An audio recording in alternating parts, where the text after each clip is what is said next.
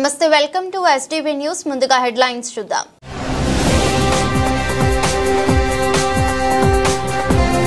Vijayawada central నియోజకవర్గం 23వ డివిజన్లో super పాలనకు తొలి అడుగు కార్యక్రమంలో ప్రభుత్వ whip central MLA Bonda Uma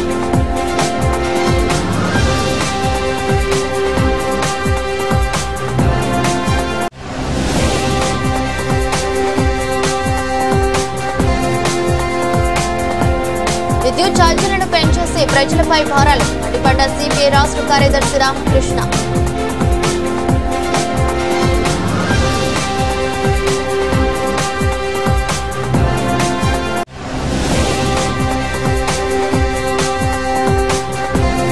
CC కెమెరాలతో నగరపాలక సంస్థ ఆస్తుల పారిశుద్ధ్య నిర్వహణ పర్యవేక్షించాలి విజయవాడ నగరపాలక సంస్థ కమిషనర్ ధ్యానచంద్ర ఆదేశాలు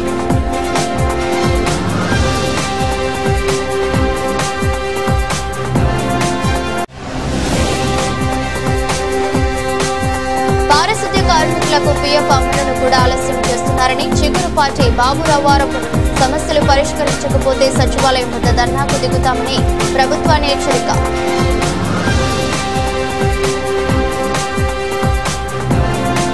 సుపరిపాలనకు తొలి అడుగు కార్యక్రమంలో భాగంగా ప్రతి గడపకు వెళ్లి కూటమి ప్రభుత్వం ఏడాది పాలన పట్ల ప్రజాభిప్రాయం సేకరిస్తున్నామని సెంట్రల్ ఎమ్మెల్యే బూండా ఉమా అన్నారు.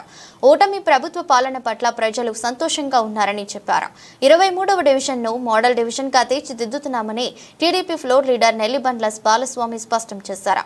విజయవాడ సెంట్రల్ నియోజకవర్గం 23వ డివిజన్లో సుపరిపాలనకు తొలి అడుగు కార్యక్రమం జరిగింది. ఈ కార్యక్రమంలో ప్రభుత్వ whip central MLA Bonda Uma Maheswararao, Swachhandhra corporation chairman Pattabhiram, TDP floor leader Nellibandla Balaswamy పాల్గొన్నారు. ఈ సందర్భంగా ఎమ్మెల్యే బూండా ఉమా మాట్లాడుతూ ముఖ్యమంత్రి చంద్రబాబు నాయుడు ఆదేశాల మేరకు ప్రభుత్వ ఏడాది పాలనపై ప్రజల అభిప్రాయాలను సేకరిస్తూ ప్రతి గడపకు వెళ్తున్నామని తెలిపారు. కూటమి ప్రభుత్వం చేపట్టిన సంక్షేమ అభివృద్ధి పనులను ప్రజలకు నేరుగా తెలియజేస్తున్నామని పేర్కొన్నారు. స్థానికంగా ఉన్న సమస్యలను అడిగి తెలుసుకుని వెంటనే పరిష్కరిస్తున్నామన్నారు. పింఛన్ల విషయంలో ఎన్నికల ముందు ఇచ్చిన హామీ మేరకు మొదటి నెలలోనే పెంచినట్టు తెలిపారు. వృద్ధులకు 4,000, వికలాంగులకు 6,000 పెన్షన్ అందిస్తున్నామని వెల్లడించారు. తల్లికి వందనం కార్యక్రమంలో భాగంగా ప్రతి బిడ్డకు 13,000 రూపాయలు అందజేశామని తెలిపారు. ప్రతి మహిళకు ఉచితంగా 3 గ్యాస్ సిలిండర్లు, త్వరలో స్త్రీనిధి, నిరుద్యోగ భృతి, మహిళలకు ఉచిత ప్రయాణ సౌకర్యాలు అమలు చేస్తామన్నారు. సుపరిపాలన తొలి అడుగు కార్యక్రమం మరి మా ముఖ్యమంత్రి చంద్రబాబు గారి ఆదేశాల మేరకు సెంట్రల్ నియోజకవర్గంలో ప్రతి ఇంటి దగ్గరికి వెళ్ళి వాళ్ళ అభిప్రాయాలు తీసుకుంటా ఉన్నాం.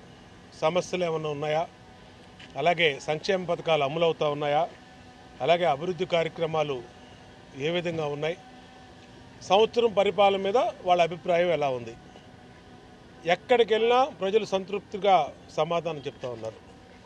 మేము ఏ ఎక్స్పెక్టేషన్తో ఈ ప్రభుత్వానికి ఓట్లు వేసామో ఆ ఎక్స్పెక్టేషన్ని మించి పనులు జరుగుతూ ఉన్నాయని సంతృప్తిగా సమాధానం చెప్తా ఉన్నారు. సంతోషం.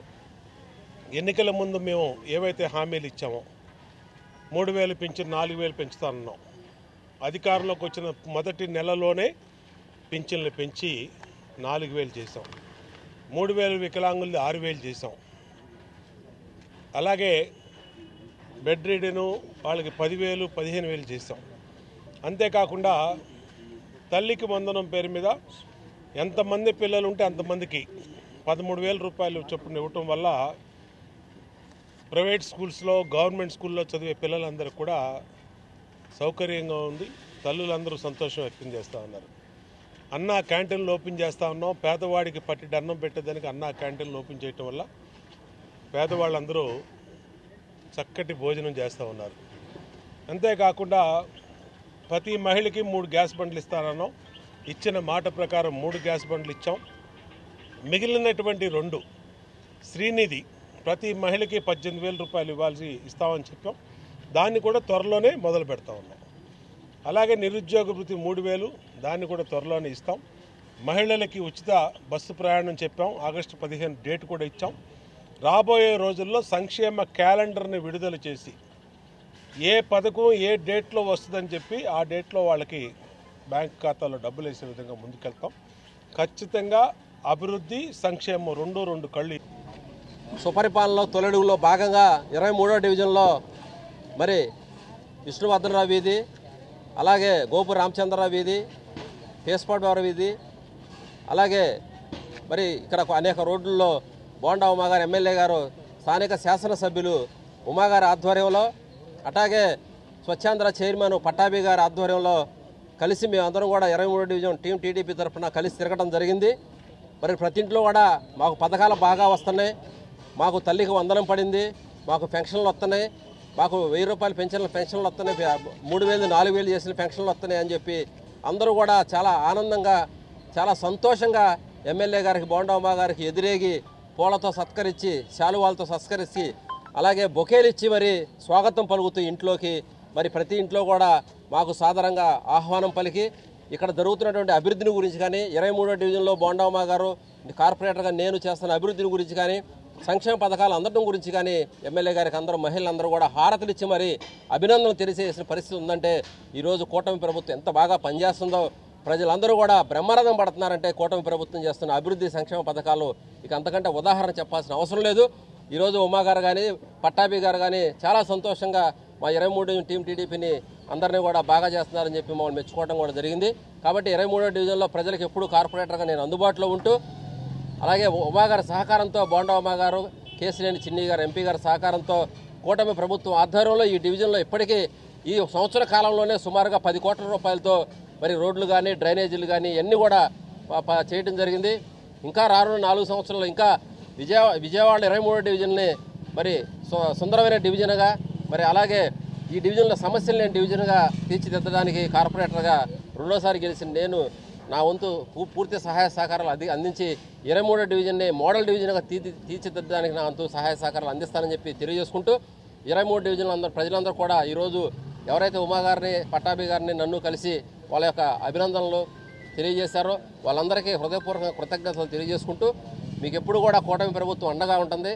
ప్రతి సంక్షేమ పథకం మీ ఇంటికి వచ్చి ఇచ్చే విధంగా చంద్రబాబు అధికారంలోకి రాకముందు ఏ అంశాలనైతే వ్యతిరేకించారో నేడు ఆ అంశాలని అమలు చేస్తున్నారని సిపి రాష్ట్ర కార్యదర్శి రామకృష్ణ మండిపడ్డారు.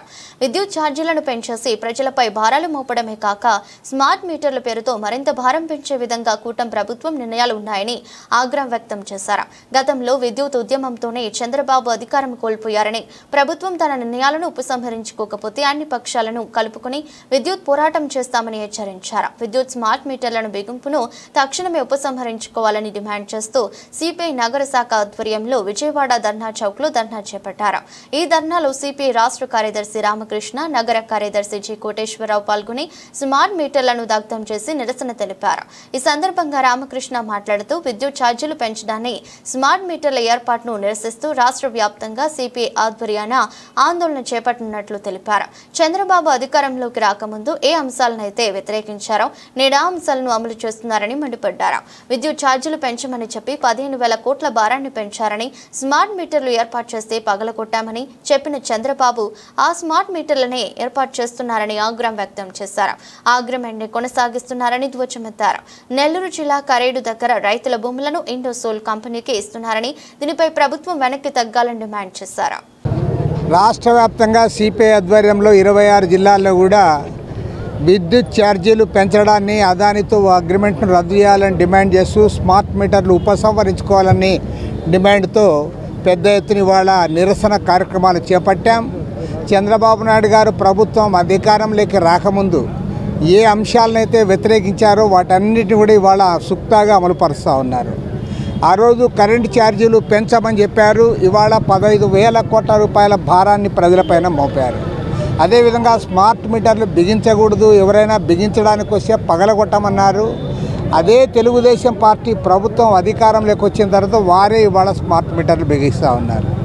అదేవిధంగా అదానితో అగ్రిమెంట్ చేసుకున్న ఫలితంగా రాష్ట్ర వ్యాప్తంగా విద్యుత్ వినియోగదారులపైన 1,10,000 కోట్ల రూపాయల భారం పడుతుందని చెప్పి ఆనాడు వామపక్ష పార్టీలతో పాటు గొంతెత్తిన తెలుగుదేశం పార్టీ అధికారంలోకి వచ్చే సంవత్సర కాలమైనా సరే ఇవాళ అదానితో అగ్రిమెంట్ రద్దు పక్షంలో ఉండగా ఒక మాట, అధికారంలోకి వచ్చిన తర్వాత ఒక మాట మార్చేటటువంటి విధానం కూటమి ప్రభుత్వ నాయకులు చేస్తున్నటువంటి దాన్ని ఖండిస్తూ ఉన్నాం.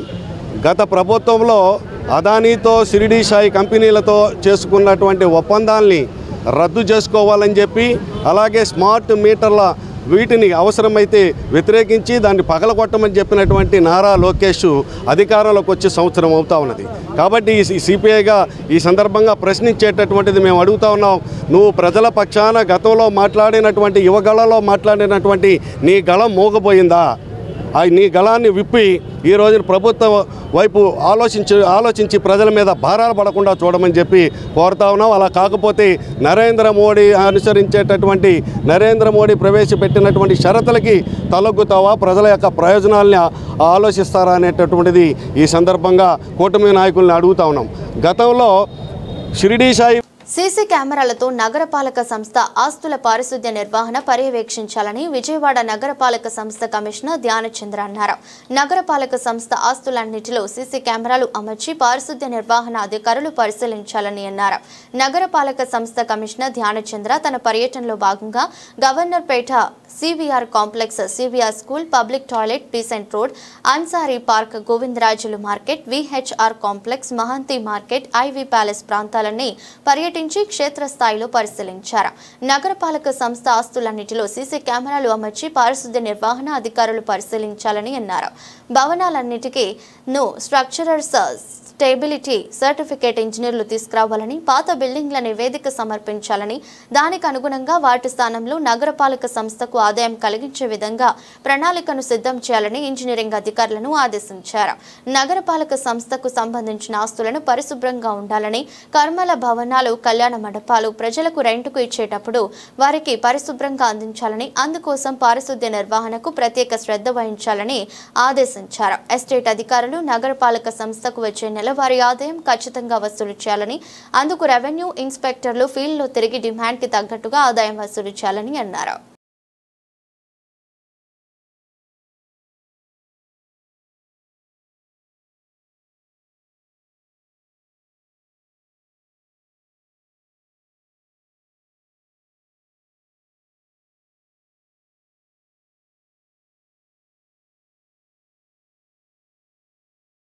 రాజధాని పరిధిలో పనిచేస్తున్న పారిశుద్ధ్య కార్మికులకు జీతాలు చెల్లించకపోతే కాకుండా పీఎఫ్ అమలును కూడా ఆలస్యం చేస్తున్నారని సిపిఎం రాష్ట్ర కార్యదర్శి వర్గ సభ్యులు చిగురుపాటి బాబురావు ఆరోపించారు.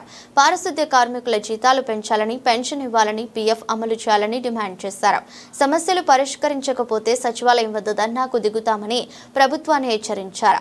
రాజధాని ప్రాంతాలలో పనిచేస్తున్న పారిశుద్ధ్య కార్మికులు తమ సమస్యల పరిష్కారం కోసం గవర్నమెంట్ పేటలో సిఆర్డీఏ కార్యాలయం ఎదుట నిరసన ధర్నా చేపట్టారు. ఈ ధర్నాను రాజధాని ఏరియా పారిశుద్ధ్య కార్మిక సంఘం ఆధ్వర్యంలో నిర్వహించారు. పెద్ద సంఖ్యలో కార్మికులు ధర్నాలో పాల్గొన్నారు. ఈ సందర్భంగా సిపిఎం రాష్ట్ర కార్యదర్శి వర్గ సభ్యులు చిగురుపాటి బాబురావు మాట్లాడుతూ గత వైఎస్ఆర్ కాంగ్రెస్ ప్రభుత్వం రాజధానిని 3 ముక్కలుగా విభజించిందని విమర్శించారు. ప్రస్తుతం అధికారంలో ఉన్న కూటమి ప్రభుత్వం రాజధాని అభివృద్ధి కోసం 42,000 కోట్లతో టెండర్లు పిలిచిందని తెలిపారు. రాజధాని కోసం భూములు ఇచ్చిన రైతులు తమ వ్యవసాయ భూములను కోల్పోయారని, అయితే వారి త్యాగానికి తగిన న్యాయం జరగలేదన్నారు. అంతేగాక రాజధాని పరిధిలో పనిచేస్తున్న పారిశుద్ధ్య కార్మికులకు జీతాలు చెల్లించకపోవడమే కాకుండా పీఎఫ్ అమలును కూడా ఆలస్యం చేస్తున్నారని ఆవేదన వ్యక్తం చేశారు. అలాగే ఈఎస్ఐ సదుపాయాలు కూడా పూర్తి స్థాయిలో అమలు అవ్వడం లేదన్నారు. గతంలో కార్మికులకు నెలకు 5,000 పెన్షన్ అందించేవారని, అయితే వైఎస్ఆర్ కాంగ్రెస్ ప్రభుత్వ హయాంలో వాటిని నిలిపివేసిన విషయాన్ని గుర్తు చేశారు. నేను అమరావతి రాజధాని గ్రామంలో పారిశుద్ధ్య కార్మికురాలుగా పనిచేస్తున్నాను. అమరావతి రాజధాని పారిశుద్ధ్య కార్మికులుగా చేసే మాకు మేము ఉదయాన్నే 4 లేచి బజార్లో విజిల్ వేసుకుంటా జనాన్ని లేపుకుంటా మా పనులు మేము సక్రమంగా చేస్తున్నాం. మరి చేసేటప్పుడు మాకు నెలకు శాలరీలు కరెక్ట్గా ఇవ్వట్లేదండి. అలాగే మరి మాకు శాలరీలు కూడా పెంచట్లా. మమ్మల్ని పిలిచి కూర్చోబెట్టి మీటింగులు చెప్పారు. మీకు 5,000 పెన్షన్, 21,000 జీతం మీకు ఇస్తున్నాము, మీకు నెలకు వచ్చిన 26,000 మీకు వస్తున్నాయి, మీకేం బాధ లేదని చెప్పి మమ్మల్ని పిలిచి అధికారులు మీటింగ్ చెప్పారు. అయినా కూడా చెప్పింది 7వ నెల జరిగినా కూడా మాకు ఏ పెన్షన్లు రాలేదు, ఏ జీతాలు కూడా పెరగలేదు. కానీ మేము అదే పని అదే చాకరీ, వర్కర్స్ కూడా చాలా తగ్గిపోయారండి. ఈ పనికి వచ్చిన తర్వాత బ్లడ్లో ఇన్ఫెక్షన్ వచ్చి 2 చచ్చిపోయారు. వాళ్ళ గురించి కూడా ఏమి పట్టించుకోవాలా. చనిపోయిన వారికి ఇంతవాటి పిఎఫ్ డబ్బులు కూడా రాలా. అందుకని మాకు సరిగా న్యాయం చేయాలని, మా జీతాలు పెంచాలని, పెన్షన్లు ఇవ్వాలని మేము అడుగుతున్నాం. ఓకే,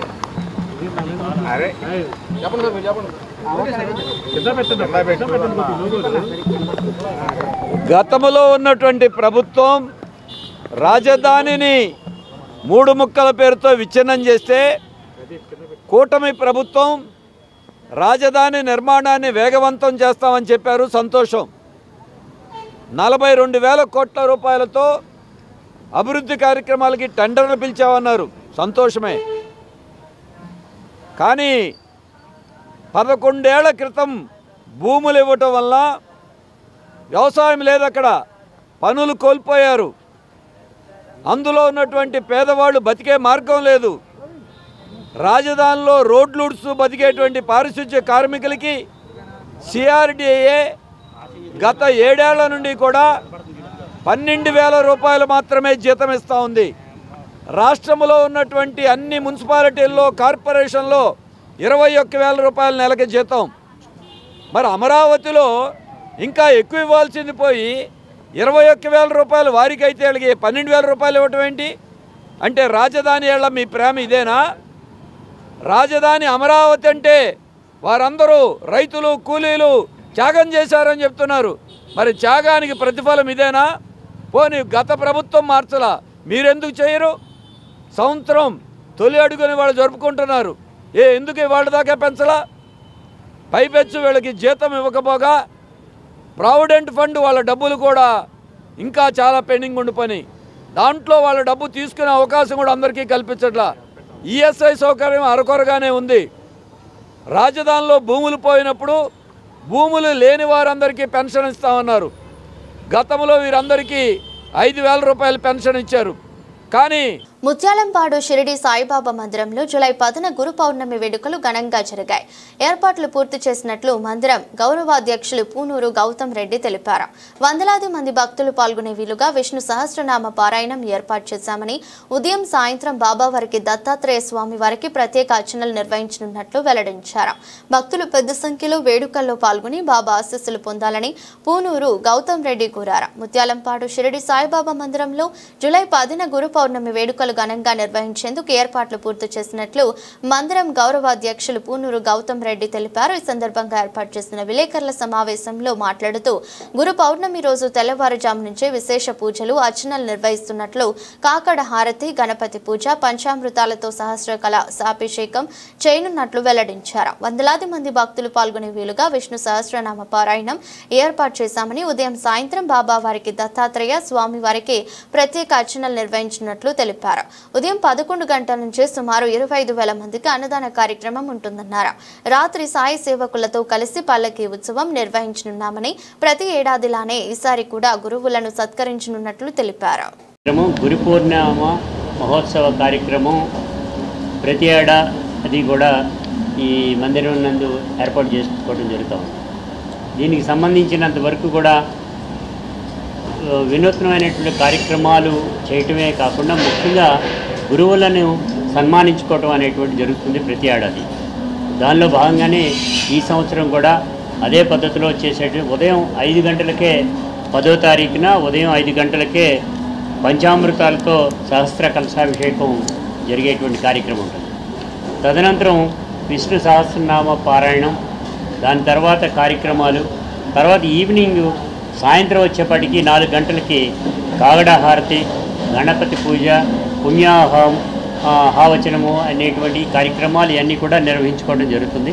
దీనికి గల కారణం ఇవాళ గురు పౌర్ణమి నాడు ఏర్పాటు చేయబడినటువంటి ఏదైతే కార్యక్రమం మేము తలపెట్టామో గురువులను సన్మానించుకోవడం. గురువులకే పెద్ద గురువుగా బాబా గారిని కొలిచేటువంటి దైవంగా కొలిచేటువంటి బాబా గారు, ఆ గురు పౌర్ణమి అనేటువంటిది అత్యంత ప్రతిష్టాత్మకంగా ఈ మందిరం నందు జరిగేటువంటి కార్యక్రమం. దానిలో కూడా 20 నుంచి 25,000 మంది వరకు కూడా అన్నదాన కార్యక్రమంలో ప్రజానీకం పాల్గొంటారు. ఈ పాల్గొనేటువంటి కార్యక్రమంలో దాతలు ఇచ్చేటువంటి సహకారం అన్ని రకాలుగా కూడా దీనికి పనికొస్తుంది. ఈ కార్యక్రమాల్లో భక్తులందరూ కూడా పాల్గొనాలని కూడా కోరుతున్నాం. మేము ఈ గురు పౌర్ణమి నాడు ఈసారి టిఎస్ఆర్ శర్మ గారు సాహిత్య రత్న అనేటువంటి బిరుదాంకితులు కానీ కాబడినటువంటి వారిని మేము ఈ సత్కారం చేసుకోదలుచుకున్నాం. ఈ అందరూ కూడా దీన్ని మరింత ముఖ్యంగా ఈ ప్రజానీకానికి విజయవాడ నగర చుట్టుపక్కల ప్రాంత ప్రజానీకాన్ని అందరూ కూడా ఇక్కడికి వస్తారు కాబట్టి ఈ కార్యక్రమంలో అందరూ కూడా భక్తులందరూ కూడా పాల్గొనాలని అందరినీ కోరుకోవటం జరుగుతుంది. సాయిరామ్. వ్యాస పూర్ణిమను మనం గురు పూర్ణిమగా భావించుకుంటూ అనేక వేల సంవత్సరాల నుంచి ఈ సత్సాంప్రదాయాన్ని భారతదేశంలో కొనసాగిస్తూ ఉన్నాం. ఈనాడు మా మందిరంలో రేపు గురువారం నాడు వ్యాస పూర్ణిమను ఆ సత్సాంప్రదాయాన్ని జగద్గురువుల దగ్గర నుంచి ఆదిశంకరాచార్యుల వారి దగ్గర నుంచి మన షిరిడి సాయిబాబా కూడా ఒక సద్గురు, ఆ గురు పరంపరను కూడా మేము గత 38 సంవత్సరాలుగా కొనసాగిస్తూనే ఉన్నాం. ఈ సంవత్సరం జేఎస్ఆర్ శర్మ గారని సాహిత్య రత్నాకర అనేక హోమాలు యజ్ఞాలు చేసినటువంటి వారు కాలేజీలో లెక్చరర్గా చేశారు, ఎంఏ. వారిని గురువుగా భావిస్తూ వారికి సన్మానం సాయంత్రం 6 గంటలకు ప్రారంభమవుతుంది. గురువుని స్మరిస్తే సర్వదోషాలు పోతాయి. మాతాపితల తర్వాత అత్యంత ముఖ్యమైనటువంటి వ్యక్తి గురువు. ఈ సందర్భంలో గురు బ్రహ్మ, గురు విష్ణు, గురుదేవో మహేశ్వర అని త్రిమూర్తికి స్మరకమైనటువంటి బాబా ఆయన యొక్క లీలలు అవన్నీ కూడా స్మరించుకోవడానికి అవకాశం ఏర్పడుతుంది. అటువంటి సందర్భంలో మా మందిరంలో ఈ సంవత్సరం కూడా శాస్త్రోక్తంగా ఈ గురు పూర్ణిమ మహోత్సవం జరుగుతుంది. కాబట్టి మీరందరూ కూడా దీన్ని తగిన ప్రోత్సాహం ఇచ్చి మా మందిరం యొక్క అభివృద్ధిని ఇంకా ఎక్కువగా కాంక్షింపచేస్తారని ఆశిస్తూ సెలవు తీసుకుంటున్నాను. బావతీయుడు లక్ష్మణరావు, అధ్యక్షులు. జూలై 10వ తేదీన విజయవాడ ధర్నా చౌక్ నందు జరిగే మహాధర్నాను జయప్రదం చేయాలని ప్రగతిశీల ప్రజాస్వామ్య విద్యార్థి సంఘం రాష్ట్ర అధ్యక్ష ప్రధాన కార్యదర్శులు కె భాస్కర్, ఎం వినోద్ కుమార్ పిలుపునిచ్చారు. రాష్ట్ర వ్యాప్తంగా కేజీ నుండి పీజీ వరకు విద్యారంగ సమస్యల పరిష్కరించాలని డిమాండ్ చేశారు. విద్యారంగ సమస్యల పరిష్కారం కొరకు ప్రగతిశీల ప్రజాస్వామ్య విద్యార్థి సంఘం నిరంతరం పోరాడుతుందని చెప్పారు. రాష్ట్ర వ్యాప్తంగా కేజీ నుండి పీజీ వరకు విద్యారంగ సమస్యల పరిష్కరించాలని జూలై 10వ తేదీన విజయవాడ ధర్నా చౌక్ నందు జరగబోయే మహాధర్నా గూఢ పత్రికను నగరంలోని ప్రెస్ క్లబ్ నందు ప్రగతిశీల ప్రజాస్వామ్య విద్యార్థి సంఘం రాష్ట్ర అధ్యక్ష ప్రధాన కార్యదర్శులు కె భాస్కర్, ఎం వినోద్ కుమార్ ఆవిష్కరించారు. ఈ సందర్భంగా మాట్లాడుతూ రాష్ట్రంలో కూటమి ప్రభుత్వం అధికారంలోకి వచ్చి ఏడాది కాలం పూర్తయినా విద్యారంగ సమస్యలు అలానే మిగిలి ఉన్నాయన్నారు. రాష్ట్రంలో పాఠశాల విలీన ప్రక్రియ వలన వేలాది పాఠశాలలు మూతపడుతున్నాయని, రాష్ట్ర వ్యాప్తంగా 6,400 కోట్ల ఫీజు రియంబర్స్మెంట్, స్కాలర్షిప్ బకాయిలు పెండింగ్ లో ఉన్నాయని వాపోయారు. జీవో నంబర్ 77 వలన పేద బడుగు బలహీన వర్గాల విద్యార్థులు పీజీ విద్యకు దూరం అవుతున్నారన్నారు. తల్లికి వందనం పథకాన్ని 2024-25 విద్యా సంవత్సరంలో అమలు చేయకుండా ఈ విద్యా సంవత్సరంలో అనేక షరతులు విధించారన్నారు. పీడీఎస్ రాష్ట్ర ప్రధాన కార్యదర్శి. ఈ రాష్ట్రంలో కూటమి ప్రభుత్వం అధికారంలోకి వచ్చి ఏడాది కాలం పూర్తయింది. ఆనాడు యువగలం పాదయాత్రలో నారా లోకేష్ గారు విద్యారంగ సమస్యలు పరిష్కరిస్తామని చెప్పి అనేక హామీలు ఇచ్చారు. హామీలు ఒక్కటి కూడా నేడు నెరవేరినటువంటి పరిస్థితి లేదు.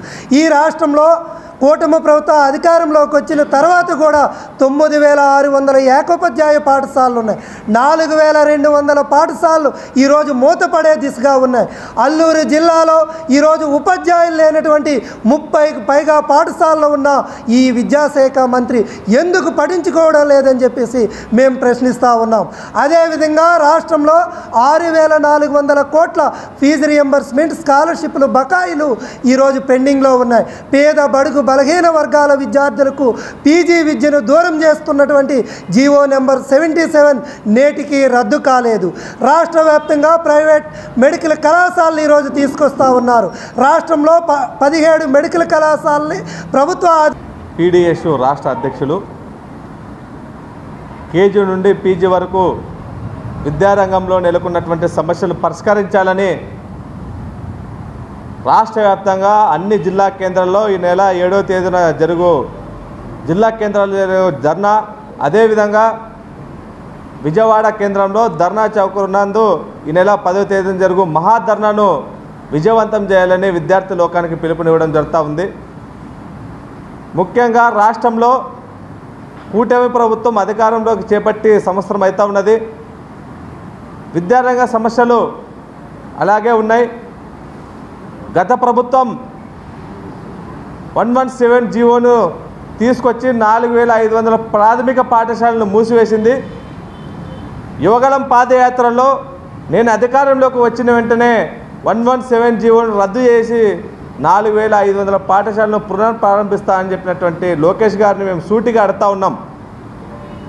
జీవోని రద్దు చేశారు కానీ ఈరోజు దశాబ్దాల చరిత్ర కలిగిన ఎస్ఆర్ఆర్ అండ్ సివిఆర్ ప్రభుత్వం కళాశాల ఆక్రమణలకు గురి కాకుండా కళాశాల పూర్వ విద్యార్థుల సంఘం కృషి చేసిందని సంఘం నాయకులు ధోనేపూడి శంకర్ అన్నారు. దశాబ్దాల కాలంగా ఎన్నో ఆక్రమణలకు గురి అవుతున్న ఎస్ఆర్ఆర్ అండ్ సివిఆర్ ప్రభుత్వం కళాశాలను కాపాడుకుంటూ వచ్చామని, ఇది నగర ప్రజలు కళాశాల పూర్వ విద్యార్థుల విజయమని చెప్పారు. కళాశాల ఆక్రమణలకు పాల్పడాలని చూసే కఠినమైన చర్యలు తప్పవని హెచ్చరించారు. విజయవాడలో ఎస్ఆర్ఆర్ అండ్ సివిఆర్ ప్రభుత్వం కళాశాల పూర్వ విద్యార్థుల సంఘం ఆధ్వర్యంలో నిర్వహించిన మీడియా సమావేశంలో సంఘం నాయకులు ధోనేపూడి శంకర్ మాట్లాడారు. దశాబ్దాల చరిత్ర కలిగిన ఎస్ఆర్ఆర్ అండ్ సివిఆర్ ప్రభుత్వం కళాశాల ఆక్రమణలకు గురి కాకుండా కళాశాల పూర్వ విద్యార్థుల సంఘం ఆధ్వర్యంలో కాపాడుకున్నామని తెలిపారు. ఇది నగర ప్రజలు కళాశాల పూర్వ విద్యార్థుల విజయమని చెప్పారు. కళాశాల ఆక్రమణలకు పాల్పడాలని చూస్తే కఠినమైన చర్యలు తీసుకుంటామని తెలిపారు. దశాబ్దాల కాలంగా ఎన్నో ఆక్రమణలకు గురి అవుతున్న ఎస్ఆర్ఆర్ అండ్ సివిఆర్ ప్రభుత్వం కళాశాల కాపాడుకుంటూ వచ్చామని చెప్పారు. మిత్రులకు స్వాగతం. దశాబ్ద కాలంగా ఎస్ఆర్ఆర్ అండ్ సివిఆర్ ప్రభుత్వ కళాశాల 6.67 ఎకరాల ప్రభుత్వ స్థలం కబ్జాకి గురైనటువంటి సందర్భంలో దశాబ్ద కాల పోరాటానికి విజయం సాధించినటువంటి సందర్భంగా ఈ పాత్రికేయ సమావేశాన్ని వరల్డ్ స్టూడెంట్స్ అసోసియేషన్కి ఏర్పాటు చేయడం జరిగింది. వరల్డ్ స్టూడెంట్స్ అసోసియేషన్ అధ్యక్షులు లంకా జానయ్య గారు, కార్యదర్శి చిగురుపాటి యుగంధర్, మాజీ deputy mayor, world student association నాయకులు చెరుకూరి కృష్ణకుమార్, ఆళ్ళ వేణుగారు, జర్నలిస్ట్, వరల్డ్ స్టూడెంట్ అసోసియేషన్ నాయకులు. ఈ సందర్భంగా మేము నిన్ననే ఫస్ట్ క్లాస్ మెజిస్ట్రేట్ అధికారంతో అండర్ సెక్షన్ 22/A కింద ఎన్టీఆర్ జిల్లా కలెక్టర్ ఎవరైతే 300 కోట్లు ఖరీదు చేసేటువంటి 6 ఎకరాల 67 సెంటు స్థలాన్ని ఆక్రమించుకొని అక్రమ క్రయ విక్రయాది కార్యక్రమాలు చేసేటువంటి వారందరి యొక్క లావాదేవీలు రద్దు చేస్తూ సెక్షన్ 22/A ప్రకారం నిషేధిత జాబితాలో ఎవరు కూడా క్రయ విక్రయాది కానీ ఆక్రమణలు కానీ చేయడానికి వీల్లేదని చెప్పి ఎస్ఆర్ అండ్ సివిఆర్ ప్రభుత్వ కళాశాల స్థలం అది ప్రభుత్వ కళాశాలది, ప్రజలది అని చెప్పి ఎన్టీఆర్ జిల్లా కలెక్టర్ జీవోని ఇష్యూ చేయటం జరిగింది. కాబట్టి ఇది మా పూర్వ విద్యార్థుల పోరాటానికి విజయంగా భావిస్తున్నాం, అలాగే ప్రజల విజయంగా భావిస్తున్నాం. చెరుకూరి కృష్ణకుమార్ 75లో ఎస్ఆర్ఆర్ కాలేజీలో చదువుకోవడం జరిగింది. 79లో వైస్ ప్రెసిడెంట్ చేశాను. అట్లాగే 95 నుంచి 2010 వరకు డిప్యూటీ మేయర్గా, అపోజిషన్ లీడర్గా కార్పొరేషన్లో చేయడం జరిగింది. అప్పుడే సోదరులు శంకర్ గారు కానీ కార్పొరేషన్లో, కాశీనాథ్ గారు కూడా కార్పొరేటర్లుగా ఉండటం జరిగింది. మొట్టమొదటిగా ఎస్ఆర్ఆర్ కాలేజీ వ్యవస్థాపకులు రాజా రంగాయప్ప గారు, చుండూరు వెంకటరెడ్డి గారికి మీ జోహార్లు అర్పిస్తూ ప్రారంభిస్తున్నాం. ఈ విద్యార్థి లోకానికి వారి యొక్క మనుగడకి వారు ఎంతో కష్టపడి 1941లో 2 దఫాలుగా 66 ఎకరాల 67 సెంట్ల భూమిని కొనుగోలు చేయటం జరిగింది. ఆ తర్వాత 6 సంవత్సరాలు వారే కాలేజీని నడపడం జరిగింది. తదుపరి 1947లో గవర్నమెంట్కి ఈ కాలేజీని అప్పచెప్పడం జరిగింది. మరి మాకన్నా ముందు సీనియర్లు దేవినేని నెహ్రూ గారు కానీ, సుబ్బరాజు గారు కానీ అట్లాగే ఉమామహేశ్వర కానీ వారి కింద మీ జూనియర్లుగా మేమందరం ఆ రోజు నుంచి కూడా పోరాటం జరుగుతున్నాం. ఈ మరి గత 2 శతాబ్దాలుగా. నా పేరు లంకా జానయ్య. నేను 77 to 82 వరకు చదివాను ఎస్ఆర్ఆర్ కాలేజీలో. నేను 82లో ఎస్ఆర్ఆర్ కళాశాల స్టూడెంట్స్ అధ్యక్షుడిగా ఎలక్ట్ అవ్వడం జరిగింది. మేము అప్పటి నుంచి ఈ స్థలం మీద ఒక అవగాహన ఉంది. అయితే అప్పుడు నా స్థలానికి వెళ్ళడానికి దారి లేక ఒక జంగిల్లాగా ఉండేది. ఈ మధ్యకాలం బీఆర్టీఎస్ రోడ్డు ఏర్పడిన తర్వాత దానికి ఒక రూపం ఏర్పడింది.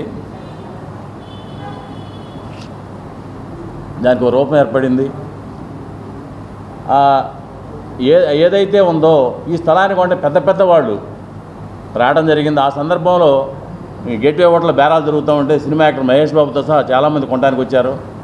అయితే ఆ విషయం తెలిసి వెంటనే మనం రియాక్ట్ అయ్యి ఇప్పుడైతే ఎవరైతే ఉన్నామో సిపిఐ సెక్రటరీ శంకర్ గారు, అలాగే దోనేపూడి కాశీనాథ్ గారు, నాని గారు, సుకాళ్ళు మా నాయకులు యుగంధర్, వేణుగోపాల్, మా సుబ్బరాజు గారు, ఇట్లా నాయకులందరూ స్పందించి ఒక భారీ ఎత్తున ప్రోగ్రాం పెట్టాము. అల్యూమినా పెట్టి దానికి దాదాపు 3000 మంది స్టూడెంట్స్ గ్యాదర్ చేసి ఆ సైట్లోకి వెళ్ళి మేము కార్యక్రమం నిర్వహించడం జరిగింది.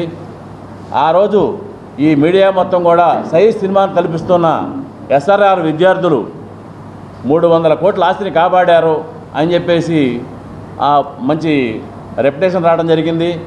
ఆ విధంగా ఆనాటి నుంచి ఈనాటి వరకు మేము నిరుశాంతరంగా దాదాపు 10 సంవత్సరాల నుంచి ఏ రోజు విశ్రాంతి లేదు. పొద్దున్నే లేవటం, కాలేజీ ఆ గ్రౌండ్ ఏమైంది, నైట్ వెళ్ళటం, అబ్జర్వ్ చేయడం ఏం జరుగుతుంది, శంకుస్థాపనలు అయ్యి రిజిస్ట్రేషన్లు ఏ జరిగినా కానీ 30 ఏళ్ల ఉద్యమ పోరాట ఫలితంగా వర్గీకరణకు కేంద్రం సుప్రీంకోర్టు ఆమోదం తెలిపిందని ఎంఆర్పీఎస్ ఎన్టీఆర్ జిల్లా అధ్యక్షులు మంద పిచ్చయ్య మాదిగ తెలిపారు. ఈ వేడుకను పురస్కరించుకుని జూలై 7న ప్రతి మాదిగ పల్లెలో ఎంఆర్పీఎస్ జెండాను ఎగురవేసి పండుగ వాతావరణంలో కార్యక్రమం చేయనున్నట్లు తెలిపారు. గాంధీనగర్ ప్రెస్ క్లబ్లో ఏర్పాటు చేసిన విలేకరుల సమావేశంలో ఎంఆర్పీఎస్ ఎన్టీఆర్ జిల్లా అధ్యక్షులు మంద పిచ్చయ్య మాదిగ మాట్లాడుతూ ఎంఆర్పీఎస్ ఉద్యమం 30 సంవత్సరాలు పూర్తయి 31వ సంవత్సరంలోకి వస్తున్న సందర్భంగా జిల్లా వ్యాప్తంగా కార్యక్రమం చేయనున్నట్లు తెలిపారు. వర్గీకరణ కోసం మందకృష్ణ మాదిగ 30 ఏళ్లుగా అనేక పోరాటాలు చేశారని గుర్తు చేశారు. అనేక ఏళ్ల పోరాటాల ఫలితంగా వర్గీకరణకు కేంద్రం ఆమోదం వేసిందని, సుప్రీంకోర్టు కూడా వర్గీకరణ చేయాలని ఆదేశించిందని చెప్పారు. ఈ వేడుకను పురస్కరించుకుని జూలై 7న ప్రతి మాదిగ పల్లెలో ఎంఆర్పీఎస్ జెండాను ఎగురవేసి పండుగ వాతావరణంలో కార్యక్రమం చేస్తామని వెల్లడించారు. అలాగే ఉద్యమ నాయకుడు మందకృష్ణ 60 జన్మదిన కార్యక్రమాన్ని పురస్కరించుకుని మాదిగ జెండాలు ఎగురవేయడంతో పాటు కేక్ కటింగ్ కార్యక్రమంలో చేయనున్నట్లు తెలిపారు. అనంతరం జిల్లా ఇన్ఛార్జి ప్రకాష్ మాట్లాడుతూ ఈ నెల 6న బాబు జగజీవన్ రామ్ జయంతి సందర్భంగా రాణిగారి తోటలో అన్నదాన కార్యక్రమాలు చేయనున్నట్లు తెలిపారు. కార్యక్రమాన్ని జయప్రదం చేయాలని పిలుపునిచ్చారు. నా పేరు మందా పిచ్చయ్య మాదిగ, ఎంఎస్పీ ఎన్టీఆర్ జిల్లా అధ్యక్షుని. మిత్రులారా, ఈరోజు యొక్క ప్రెస్ మీట్ యొక్క ముఖ్యాంశాలు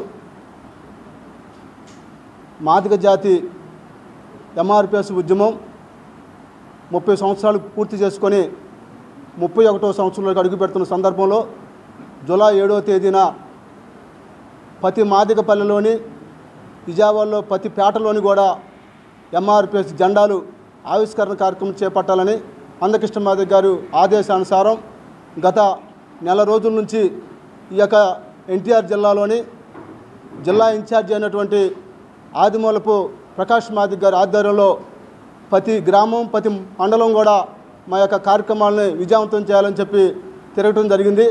మీ ద్వారా నేను మా యొక్క మాదిగ జాతి ప్రజలకు, ఎంఆర్పిఎస్ కార్యకర్తలకు మేము తెలియజేసుకునేది ఏంటంటే, ఎస్సీ వర్గీకరణ 30 సంవత్సరాలు ఏదైతే మనం ఉద్యమాన్ని స్టార్ట్ చేశామో, ఎస్సీ వర్గీకరణ వల్ల మాదిగ కులాలకు చదువుకునే అవకాశాలు, విద్యా అవకాశాలు, ఉద్యోగ అవకాశాలు వస్తాయని చెప్పి మన నాయకుడు మందకృష్ణ మాదిగ గారు 1994 జూలై 7వ తేదీన ప్రకాశం జిల్లాలో ఎంఆర్పిఎస్ ఉద్యమాన్ని మొదలుపెట్టిన సంగతి మనందరికీ తెలుసు.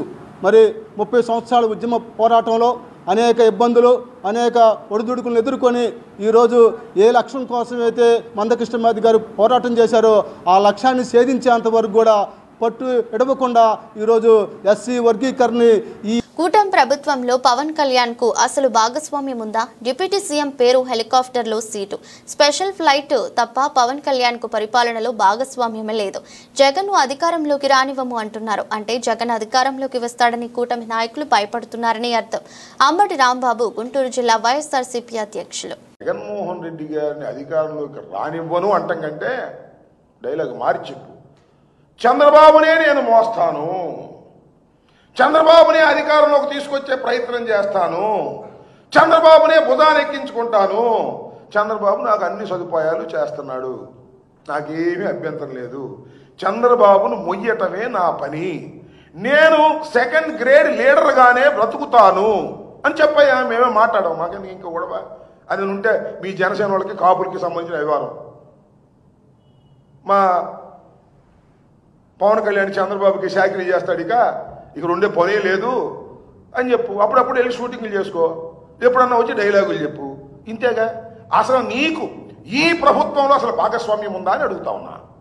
ఉప ముఖ్యమంత్రికి పేరు, హెలికాప్టర్లో సీటు, స్పెషల్ ఫ్లైటు తప్ప అసలు ఉప ముఖ్యమంత్రిగా ఈ పరిపాలనలో నీ భాగస్వామ్యం ఏది అని అడుగుతా ఉన్నా. లేదు, భాగస్వామ్యం అవసరంలా, నాకు ఆఫీస్ కడితే చాలు, క్యాష్ కొడితే చాలు అనే పద్ధతుల్లో వ్యవహరిస్తున్నటువంటి పవన్ కళ్యాణ్ గారు మమ్మల్ని అధికారంలో రానియడంట, ఆపేస్తాడంట, గేటు గారు కాపలా కాస్తాడంట. చంద్రబాబు నాయుడికి గేటు దగ్గర కాపలా ఎవరొద్దన్నారు? 15 సంవత్సరాలు కాదు, బతికున్నంత కాలం చంద్రబాబు దగ్గరే కాపలాగాయి, మాకేం అభ్యంతరం లేదు. మమ్మల్ని ఆపటం నీ వల్ల కాదు, చంద్రబాబు వల్ల కూడా కాదు. ప్రజలు మమ్మల్ని కావాలనుకున్నప్పుడు మేము అధికారంలోకి వస్తాం. జగన్మోహన్ రెడ్డి సింగిల్గా ఫైట్ చేసేటటువంటి తత్వం కలిగిన వాడు తప్ప పవన్ కళ్యాణ్, చంద్రబాబు, భారతీయ జనతా పార్టీ, ఇంకెవరు ఉంటే వాళ్ళు అందరినీ కట్టగలుపుకొని వచ్చేటటువంటి స్వభావం కాదు మాది. ఈ రాష్ట్రంలో సుపరిపాలన అందించాం, దురదృష్టవశాత్తు ఓడిపోయాం. ఇవాళ జగన్మోహన్ రెడ్డి గారు ఎక్కడికి వెళితే అక్కడ జనం ప్రభంజనలాగా వస్తున్నారంటే దాని బాడీ లాంగ్వేజ్ ఏంటి? వాళ్ళు గుట్లుగా వస్తున్నారంటే అయ్యా పొరపాటు అయిపోయిందయ్యా, మిమ్మల్ని కాదని ఆ దుర్మార్గమైన కూటమిని ఎన్నుకున్నాం, నువ్వు మళ్ళా నేను ఎన్నుకుంటావు అనేటువంటి సంకేతాలు పంపుతున్నారు. అందుకే మేము రానియం. 4 సంవత్సరాలు ఉంది స్వామి. ఓ పవన్ కళ్యాణ్ 4 సంవత్సరాలు ఉంది, ఇప్పుడు నుంచి రానియకుండా కాపలేందుకు 4 సంవత్సరాల తర్వాత కదా. నేను రానియం, నేను ఇక్కడే కూర్చుంటా. ఏంది ఇది నాకు అర్థంగా? నేను రానివ్వను రానివ్వను రానివ్వను రానివ్వను అని నువ్వు నీ కూటమిలో ఉన్నటువంటి చంద్రబాబు, పవన్ కళ్యాణ్ అంటున్నాడంటే జగన్ వస్తాడని భయపడుతున్నారు. హోమియోపతి మందులు సాధారణంగా సురక్షితమైనవిగా పరిగణిస్తారని, దుష్ప్రభావాలు చాలా తక్కువగా ఉంటాయని ప్రముఖ హోమియో వైద్యులు డాక్టర్ చింతలపాటి నిరంజన్ తెలిపారు. పిన్నమనేని పాలి క్లినిక్లోని రోడ్లోని హోటల్ ఇంద్రప్రస్థలో Rotary Club of Vijayawada East సమావేశం జరిగింది. సమావేశానికి ప్రముఖ హోమియో వైద్యులు డాక్టర్ చింతలపాటి నిరంజన్ ముఖ్య అతిథిగా విచ్చేసి హోమియో వైద్యం వలన కలిగే లాభాలను క్లబ్ సభ్యులకు వివరించారు. హోమియోపతి వైద్యంలో ప్రతి ఒక్క వ్యక్తి యొక్క లక్షణాలను బట్టి చికిత్స చేస్తారని, కాబట్టి ఇది చాలా ప్రభావవంతంగా ఉంటుందన్నారు. హోమియోపతి వైద్యం అనేది శాస్త్రీయంగా నిరూపబడినదని, ఒక ప్రత్యామ్నాయ వైద్య విధానమని తెలిపారు. మందులు తీసుకోవటం, దీనివల్ల వస్తున్నటువంటి సైడ్ ఎఫెక్ట్స్, ఇటువంటివన్నీ కూడా లేకుండా ఒక పేషెంట్ని ఎటువంటి సైడ్ ఎఫెక్ట్ లేని మందు వేసుకోవటం చాలా ఈజీగా అనిపిస్తూ తొందరగా తగ్గే విధానం. అదే టైంలో మందు వేసుకునే దగ్గర నుంచి, అంటే ఒక చేదు మందు వేసుకోవటం, ఒక ఇంగ్లీష్ వైద్యంలో తీసుకుంటున్నటువంటి పదార్థాల వల్ల ఎంత సమస్యను ఫేస్ చేస్తున్నారు అనే దాని దగ్గర నుంచి ఆయన ప్రతి చిన్న విషయంలో కూడా వైద్యం అంటే పేషెంట్కి చాలా ఎటువంటి ఇబ్బంది లేకుండా చాలా హాయిగా అనిపించాలి అనేటువంటి ఆలోచనతో హోమియో వైద్యంలోకి వచ్చినప్పుడు ఆయన హోమియో మెడిసిన్ అనేది ఒక మొక్క రసాన్ని తీసుకున్నప్పుడు దాని ఆల్కహాల్ని ఆయన వాడాడు దాన్ని ప్రిజర్వ్ చేయడానికి. ఇంతకు ముందు మెర్క్యూరీ అనేది లేదు ఆయనకి ముందు. మెర్క్యూరీ అనేది కేవలం హ్యాన్మనే కనిపెట్టాడు, ఇన్వెంట్ చేసింది ఆయన.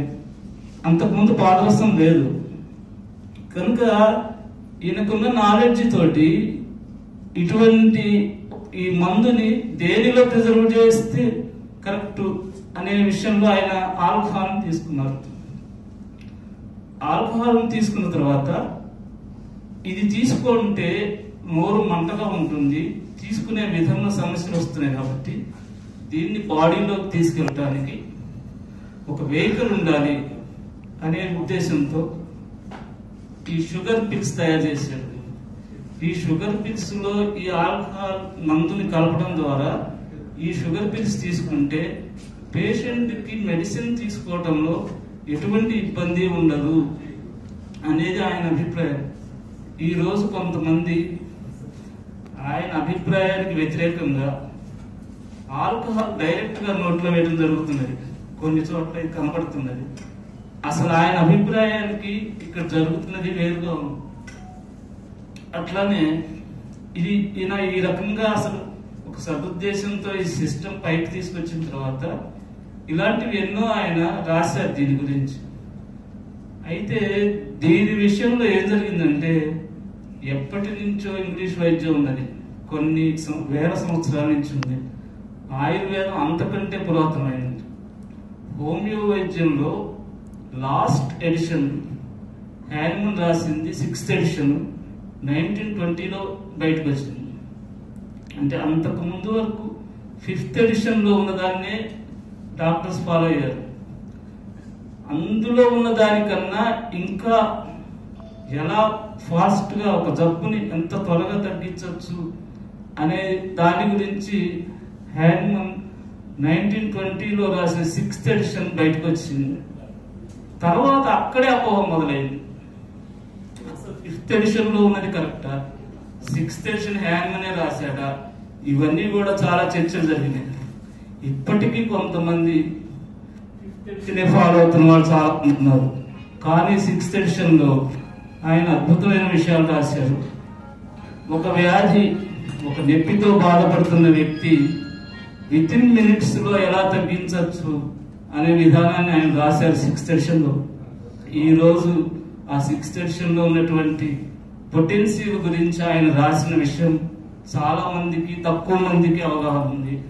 రెండోది, ఆ పొటెన్సీలు ఇవాళ విజయవాడలో ఎక్కడ వాడుతున్న వాడు లేరు. దానికి కారణం ఇక్కడ షాపులో ఎక్కడ ఆ పొటెన్సీ దొరకదు. ఎందుకు దొరకదంటే ఇక్కడ వాడు చెప్పేది ఏంటంటే ఇక్కడ ఎవరు వాడరని చెప్తారు.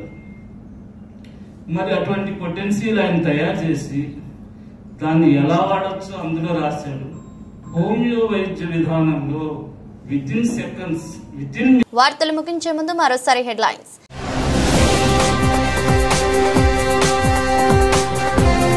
విజయవాడ సెంట్రల్ నియోజకవర్గం 23వ డివిజన్లో సూపర్ పాలనకు తొలి అడుగు కార్యక్రమంలో ప్రభుత్వ వెబ్ సెంట్రల్ ఎమ్మెల్యే బూటా ఉమా.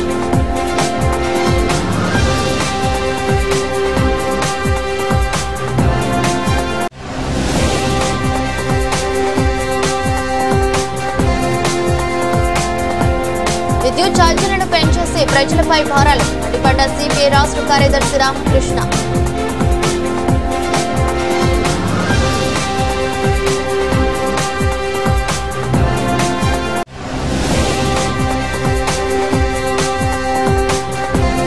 సీసీ కెమెరాలతో నగరపాలక సంస్థ ఆస్తుల పారిశుద్ధ్య నిర్వహణ పర్యవేక్షించాలి. విజయవాడ నగరపాలక సంస్థ కమిషనర్ ధ్యానచంద్ర ఆదేశాలు.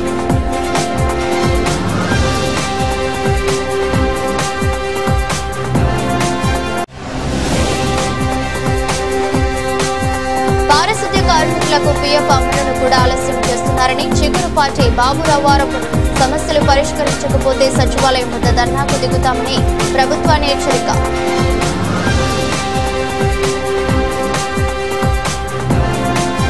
ఇది రెస్ట్ బులెటిన్. మరో బులెటిన్లో మళ్ళీ కలుద్దాం. అంతవరకు సెలవు. నమస్కారం.